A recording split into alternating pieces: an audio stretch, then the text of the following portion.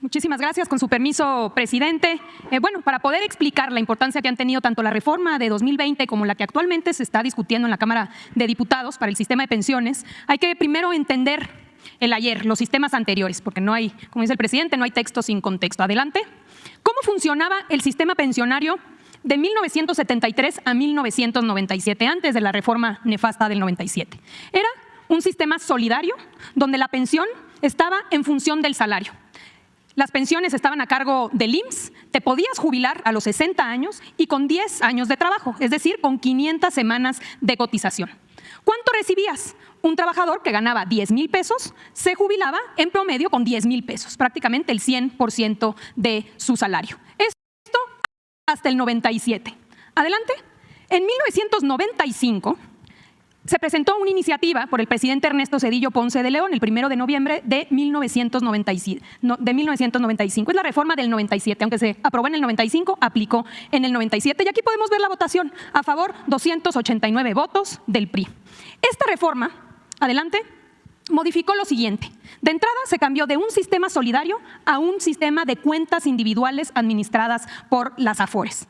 Número 2, se incrementaron las semanas de cotización de 10 años de trabajo a 25 años de trabajo, es decir, de 500 a 1,250 semanas. Y la pensión ya no era en función del salario, ahora era en función del ahorro de cada uno y una de los trabajadores. En su momento se dijo, vamos a tener los mismos rendimientos, tenemos que modernizarnos y copiarle a otros países del mundo que ya se están yendo por las AFORES, y estos fueron los resultados. Un trabajador que ganaba 10,000 pesos se jubilaba con 2,700. Aquí lo dijo un periodista, es el sistema de los 3,000 pesitos. Adelante. Años después llegó la reforma de 2007. Esta reforma le aplicó a los afiliados al ISSSTE, es decir, a los trabajadores al servicio del Estado. Fue una propuesta elaborada en 2004 por Vicente Fox con el financiamiento y la asesoría del Banco Mundial y fue aprobada durante la administración de Felipe Calderón. Aquí podemos ver la votación: a favor 313 votos del PRI, del PAN, entre otras. ¿En qué consistió esta reforma? Adelante. Primero, se introdujo el requisito de edad. Antes no requerías una edad para poderte jubilar como trabajador al servicio del Estado. Se establecieron 65 años. Se pasó de un sistema solidario, igual que en el anterior, a un sistema de cuentas individuales administradas por las AFORES. Y nuevamente la pensión ya no era en función del salario, sino que era en función de lo que podías ahorrar en tu cuenta individual. Aquí está el ejemplo. Una maestra que ganaba 10,000 pesos se jubila con 6,400, cuando en el sistema anterior se estaba jubilando con 10,000 pesos. Adelante. Con esta problemática y viendo cómo la gente se empezaba a jubilar ya bajo este sistema, es que se decidió presentar una iniciativa de reforma a la ley del IMSS. El presidente Andrés Manuel López Obrador la presentó el 29 de septiembre de 2020. Vale la pena señalar que fue una reforma que prácticamente se aprobó por unanimidad a reserva del PRD, que votó en contra. Adelante. ¿En qué consistió principalmente? De entrada, incrementar la aportación patronal. Pasó del 5% al 13% de manera paulatina. Número 2, la disminución de comisión de AFORES. Se hizo un análisis que las AFORES en México estaban cobrando prácticamente el doble que lo que cobraban las AFORES en la región, en otros países. Por tanto, se estableció un promedio de lo que se cobraba en Colombia, en Chile y en Estados Unidos y se estableció un tope. Solamente esta modificación a la fecha ha logrado un ahorro de 41,000 millones de pesos a favor de los trabajadores y se calcula que será un ahorro de cerca de 160,000 pesos. Aquí está la gráfica, podemos ver cuánto cobraban en 2015 y cómo es a partir de la reforma que se estabiliza prácticamente a la mitad. Adelante.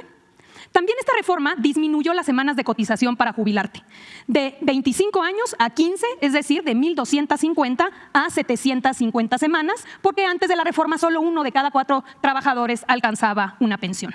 Entonces, podemos ver aquí cómo cambió si un trabajador que ganaba 10,000 pesos y que se jubilaba con 2,700, con la reforma de 2020, hoy se jubila con 6,000 pesos. Pero aún así era insuficiente. Por eso se decidió presentar esta segunda reforma ahora en 2024, adelante, que impacta tanto a los afiliados al IMSS como al ISSSTE y que consiste principalmente en garantizar que los trabajadores que ganan hasta el salario promedio en el IMSS se jubilen con el 100% de su salario mediante un complemento solidario. Es decir, estamos hablando que el salario promedio en el IMSS está en cerca de 16,400 pesos. Aquí podemos ver el ejemplo. Un trabajador que gana 10,000 pesos se jubilará con 10,000 pesos, 6,000 de su pensión, ya con la reforma del 2020, más 4,000 del complemento solidario. Así garantizamos que regresar al esquema anterior donde los trabajadores estaban jubilando con el 100% de su salario. Adelante. En resumen, antes del 97, un trabajador que ganaba 10,000 se jubilaba con 10,000. Con la reforma del 97 y del 2007 se empezaron a jubilar con 2,700. Vino la reforma del 2020, jubilación de 6,000. ¿Cuál es la propuesta? Regresar al 100%. Si ganas 10,000 pesos, que te puedas jubilar con 10,000 pesos. Adelante. ¿A quién va dirigida esta reforma? En el caso de los afiliados al IMSS, son aquellos que empezaron a trabajar después del 97 y se pensionen a partir de que entre en vigor la ley. Y en el caso del ISSSTE, a todos aquellos que se encuentren en el régimen de cuentas individuales y que se pensionen posterior a la aprobación de esta ley. ¿Qué quiere decir esto? Adelante. Que estamos hablando de una reforma del futuro. Hoy todavía son muy poquitos los trabajadores que se empiezan a jubilar bajo el régimen del 97 y del 2007. Son personas que empezaron a cotizar ya muy tarde, ya a los 50 años. Aquí podemos ver cómo en 2024 se van a jubilar bajo este régimen 18,000, en el 25 20,000 personas, 31,000 en el 26, hasta llegar ya a 2050, donde cerca de 3 millones de trabajadores ya iniciarán a jubilarse bajo este esquema que necesita un complemento para poder ser una pensión digna. Adelante. Le pasamos la palabra al secretario de Trabajo para que nos pueda explicar cómo se pretende financiar este fondo. Muy bien, muy buenos días, con su permiso, presidente. Y bien, en seguimiento a la exposición de la Secretaría de Gobernación, recordar que la forma en la cual va a ser financiado justamente este Fondo para las Pensiones del Bienestar tiene varios conceptos que deben ser así contemplados. Por una parte, el 75% de los recursos derivados de las incautaciones por el Instituto para devolverle al pueblo lo robado. De igual manera, también los recursos derivados del proceso de liquidación de la Financiera Nacional para el Desarrollo Rural, el Desarrollo Agropecuario.